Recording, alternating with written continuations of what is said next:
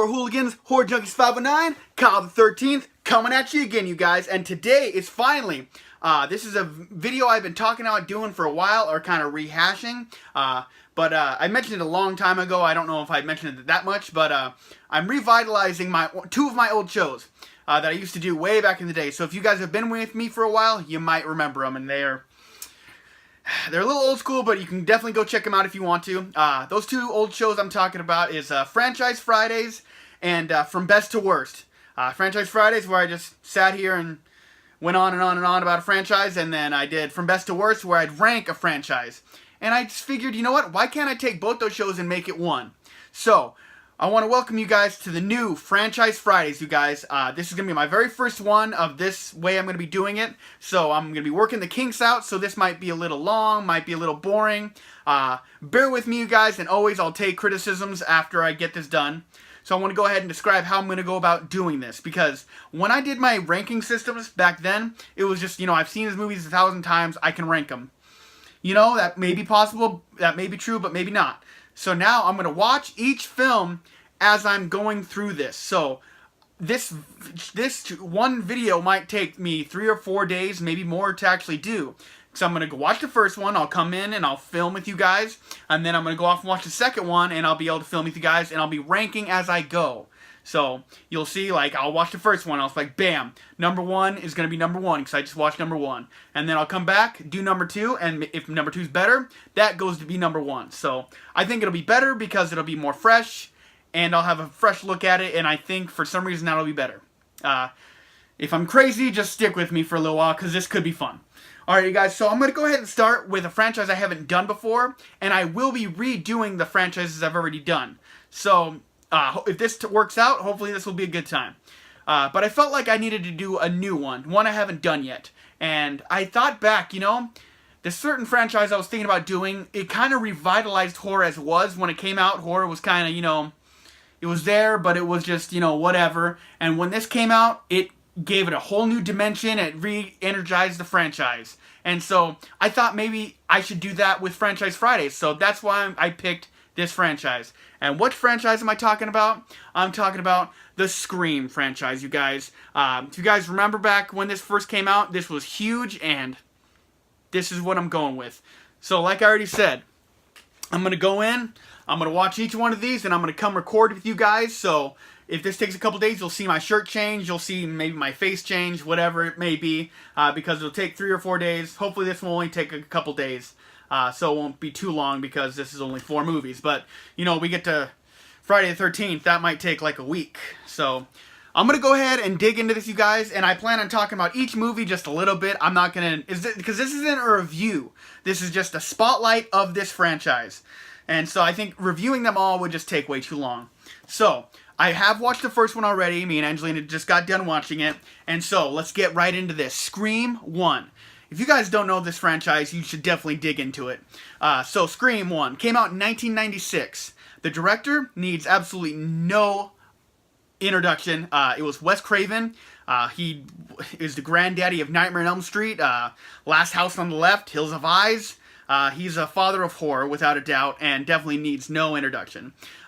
So to kind of just talk a little bit about this movie, you guys, I think this was just such a fun movie, because it's almost like a horror documentary, the way they have, like, horror sewn out throughout the entire thing. They have questions, they have different horror movies going on, like people are at a party, they're watching Halloween.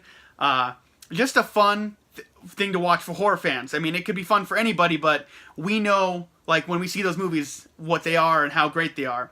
One thing I always want to mention about these movies is just the great characters. Sidney Prescott is one of my longtime crushes. Neve Campbell, I felt like Sidney was a complete badass in this movie. Specifically, we'll get into the other ones if I think she's a badass in those ones, but I just watched this one, so it's fresh.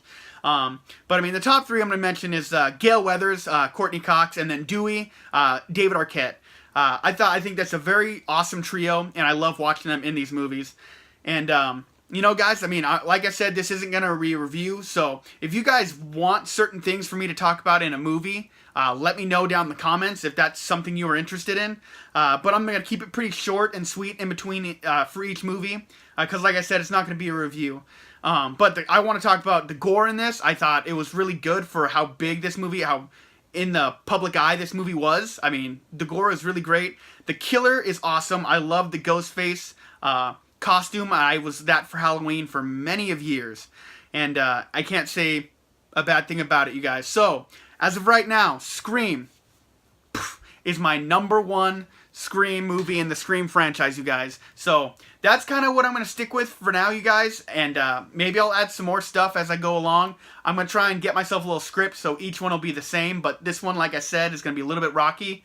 So, Scream 1, my #1 Scream so far. So, I'm going to go watch #2, and we'll come back and film, you guys. So, stick with me.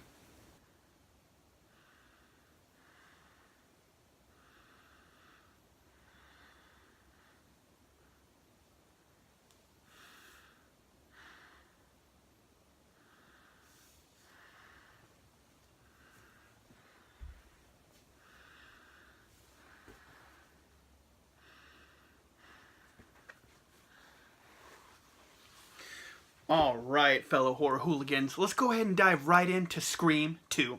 Just got done watching it, and let's dive right in.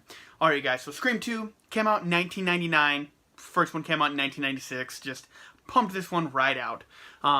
Also directed by Wes Craven. Just a guy that needs no introduction. So, to get right into this movie, you guys, just like the first one, it's got the great Scream trio, is what I'm going to refer to them as. So, Sydney, I mean, she's just still a badass like she was in the first one. I don't like her short hair, though. No. Gale Weathers, still just a freaking cold bitch, but eventually gets a heart at some point. And then Dewey, the unstoppable tank, basically, is what I'm going to call him. So, those three, but this movie continues just like it did in the first one, you guys. It's very for the fans, for the horror fans. But the cool thing about this franchise is that it can be entertaining for anybody. You don't have to be a horror fan to enjoy this franchise. But I mean, if you are a horror fan, you're going to pick up on a lot of cool little things in the movie. Like, you're going to pick up names like, you know, Maureen was used in Psycho. Loomis was used in Halloween and Psycho. Just cool little pickups like that. One of the cool things about this second one is the beginning, and I love the beginning. That takes place in the movie theater where they're going to see Stab, which is the movie they're making that's basically Scream 1. Yeah, just that whole part is just amazing. I really love that they threw that in there. Excuse me, and yeah, just the kill itself is really fun, and you know, everyone just thinking it's just publicity, but someone really got killed. Probably one of the greatest intros to a movie ever, as far as this franchise, definitely. Kind of little sneak peeks of other horror movies that are in this. Like, I didn't mention it in the first part, but Wes Craven is the janitor in part 1, and he's dressed up like exactly like Freddy Krueger. It's right before the principal gets killed, so I really think that's kind of cool. On this one, they kind of got a weird sweater that's resemblance of a Freddy sweater. It's red and blue striped. Not a red and green striped, but, you know, you definitely know what they're going for. Probably one of the worst things they did in this one was kill off Randy. Because he's the horror buff. I really think he brought something really important to this franchise as far as being kind of like the horror movie's wet dream. I mean, even before he died, you know, he's rambling off all these great horror titles and, like, you know, just name dropping all over the place. And one thing that's really cool about this movie is during one of the kills, one of the girls is watching Nosferatu. So, I mean, just little things like that horror fans are going to pick up. But obviously, like, you know, maybe an everyday, you know, just horror watcher wouldn't pick up on. Just cool little subtleties like that. And that's what the second one still continues with. Another thing I want to talk about that I didn't really talk about in the first part is Ghostface. It's a great killer. I think it's really cool. He's not a supernatural killer. Each movie has a different people playing the killer. The first one, we had the first two guys. I can go ahead and Stu and Billy Loomis. So there's the Loomis there for you. Those two killers were great. But it's kind of cool that Ghostface can seem like he is a supernatural killer, but he's not, because he's played by different people each time. And I think that's a good way to go, just in case we get into that whole thing like we did with Freddy Krueger, like, only Robert Englund can be Freddy Krueger. You know, if they were switching him the entire time, it wouldn't have been a big deal. Kind of like Friday the 13th, it kind of just works out. So we won't get caught in that trap in this franchise, which is a good thing, I think. Like I said, Ghostface not a supernatural killer. I really still dig the costume. Still really enjoyed all the practical effects in this movie. Still just doing everything right as far as I'm concerned. One thing I did want to talk about that this movie did fall into, that, let's say, sequel cheesiness. It did have a little bit of a musical number in the cafeteria, and man, it just definitely didn't do anything for the story or anything like that, and I don't know, I just didn't need it. I don't know how you guys feel about that part, but it's not for me. But to go ahead and put this into the ranking, you guys, I'm going to go ahead and stick with Scream 1 as my number 1, and Scream 2 is going to come in right at number 2 right now. So, after number 3, we'll see what happens. Hope you guys will stick with me. Alrighty, horror hooligans, here we go. Part 3, let's go ahead and stab and slice our way right into Scream 3. And, you know, I've said it before, and I'll say it again. Every single franchise has at least one dud. Well, let's get rocking and rolling. So, Scream 3 came out in 2000, also directed by Wes Craven. Needs no introduction.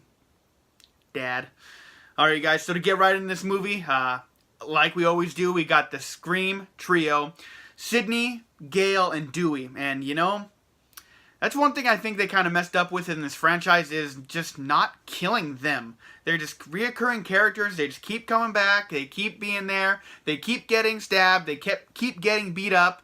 But they always make it through. Like, it's kind of cool that you got to keep seeing and get comfortable with these characters. But I also think that making them almost invincible is just not very good. I can't say it ruins the trilogy in any way, shape, or form, but I mean, I think it kind of hurt it in a way. But I mean, I guess I really can't say it. I mean, Sidney, still total badass. Gale, still pretty much an ice-cold bitch, but I mean, I feel like she wasn't as bad in this one. I still really like her. But she's a total bitch to the girl who's playing her in Stab 3, because that's basically the area that this place takes place during them filming Stab 3. So they're on a lot of sets, and you know, you get to see a lot of the houses from the first one, which is kind of cool. And then you got your old Dewey, you know, the lovable tank that cannot be killed. No matter how many times he gets stabbed, where he gets stabbed. Yeah, that's so, you got the 3 there. But one thing I really want to say about Scream 3 is, you guys, it really got little Looney Toony for me. There's a few things I want to mention about this movie. As we already know, Dewey always kind of gets his ass kicked, gets beaten and just tortured throughout these movies. But in this one, I feel like, you know, I don't even think he got stabbed in this one, but you know, he definitely got his licks. But one of the Looney Toony things I kind of wanted to mention was, like, the killer had Gale down in the basement. Dewey tries to come and save the day, and the killer, from the bottom of the stairs, throws the knife at Dewey, and just, you see the knife going and going, and just nails Dewey in the forehead. The butt of the knife does. So I was curious about this. I went ahead and got the knife that takes place in all the Scream movies. This is a Buck 120, if you guys are curious. And I decided, you know, let's check this out. And I'm not hitting myself very hard, but this is a solid knife. That shit had to hurt. So, touche, Dewey. You may not have gotten too beaten up in this one, but getting the butt of the knife in the forehead had to suck. But yeah, I kind of felt like it was little, you know, Roadrunner and Wile E. Coyote's Bugs Bunny kind of stuff when that happened. Another thing I really want to mention that was just, like, you know, kind of cringeworthy to me was there was one of the characters running through the house, and he was running through a hallway, and the killer pulled the rug out from under him, and it just flips, and I was just like, really? This is where we're going for? I know it's the third one, guys, but the first 2, I mean, they kind of stayed pretty solid for the most part, but it just got a little bit too Looney Toony for me.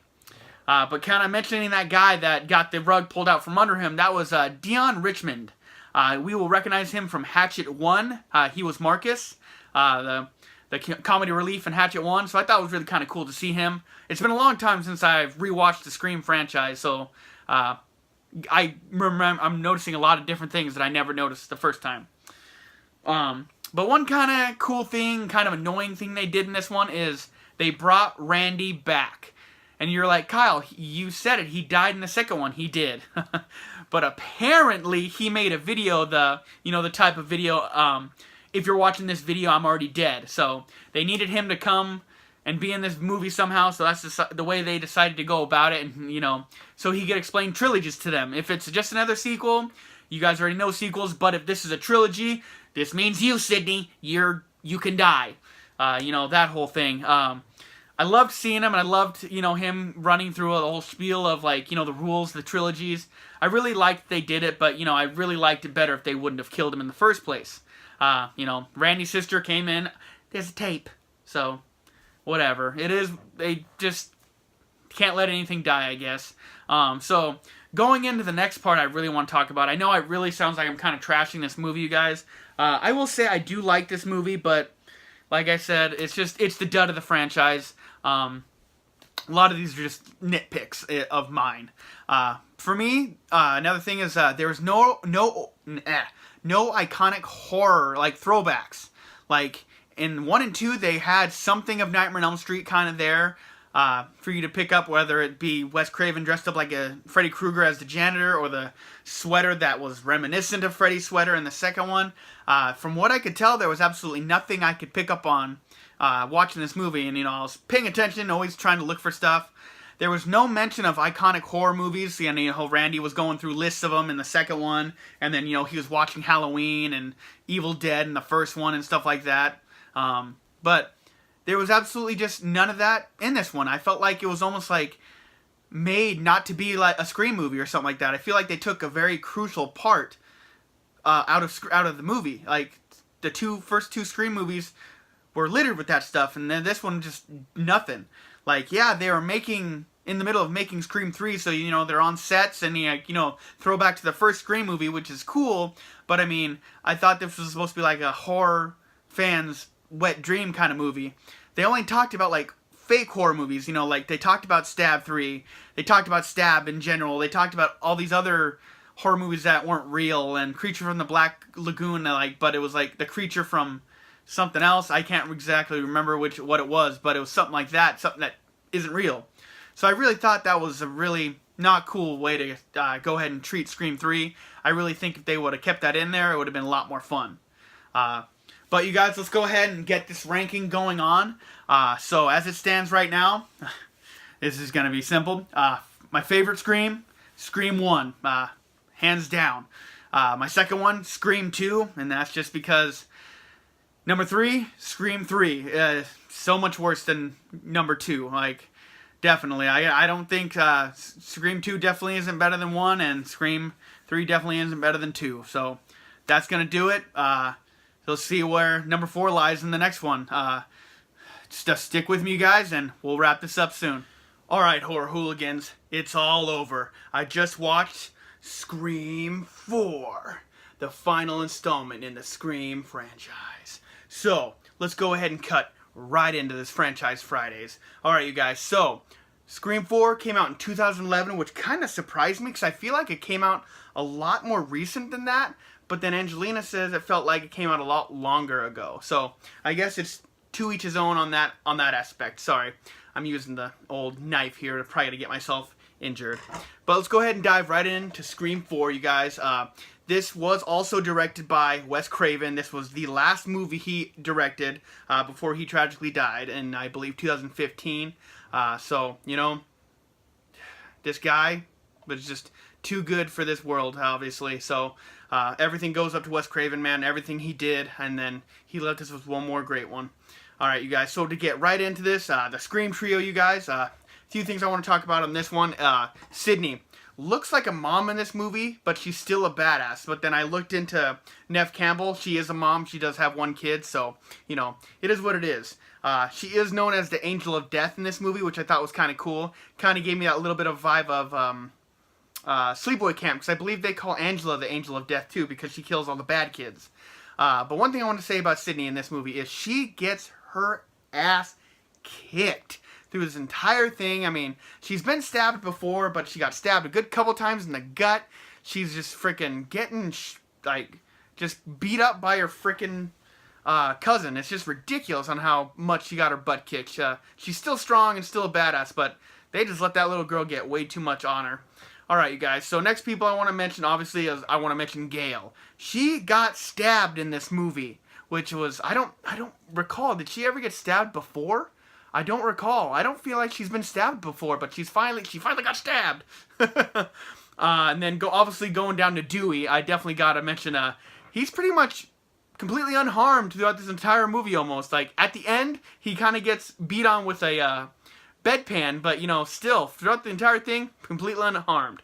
But in this one, I want to mention that Gale and Dewey are married, and they seem pretty happy. You know, they're having issues as the killings, you know, start cropping up again, but, you know, it is what it is. One other character I want to mention to you is Kirby. Now, this is the girl we've been waiting for ever since Randy died.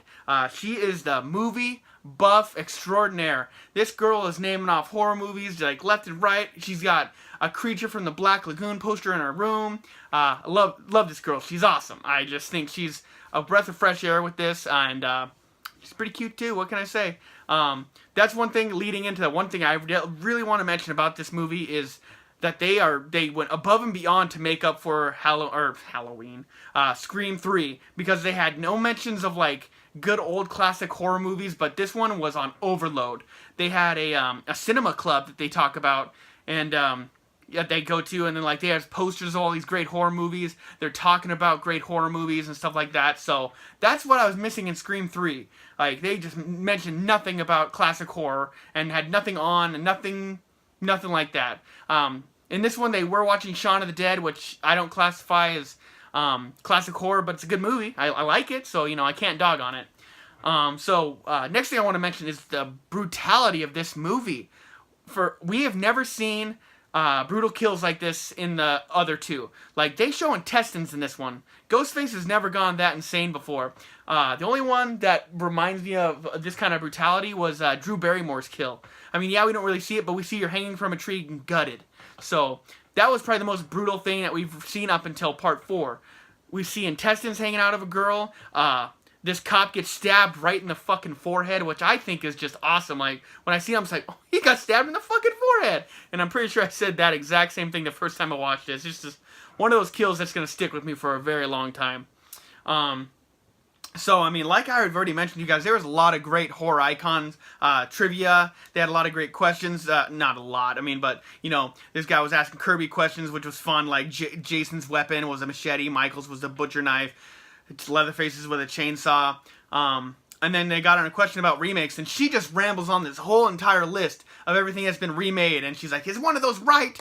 And it was just really cool, like, to see this again, especially since they completely skipped out on Halloween, or why do I want to say Halloween? Scream 3. I've been saying Scream this whole time, and now I want to say Halloween. I don't get it. Alright, you guys, so that's kind of my wrap-up of Scream 4, you guys. Let's get to the ranking. So, for the number 1 in my ranking is going to be Scream 1.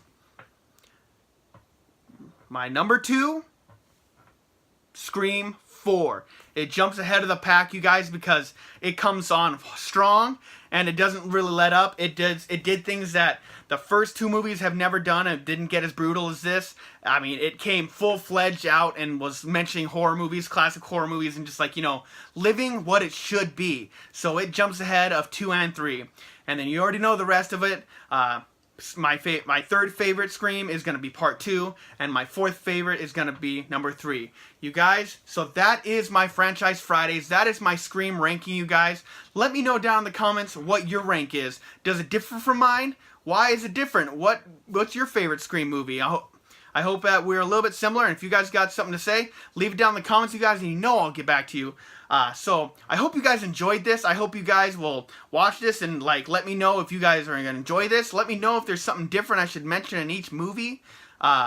This is my very first shot at this new way I'm doing it, so I really hope you guys will take it into consideration and maybe let me know what you want to hear. So that's going to do it for me. It's been a long ride, you guys. This is only a 4-movie franchise. Do you think we'll get a 5th one? Who knows? Scream 5? They like to throw it out there a lot, but we haven't seen anything. So that's going to do it for me. Horror Hooligans, This is Horror Junkies 509 signing out. Just until next time, you guys. And you guys already know it. I've been sentenced to life. I'm a horror lifer. I hope you guys have a killer day.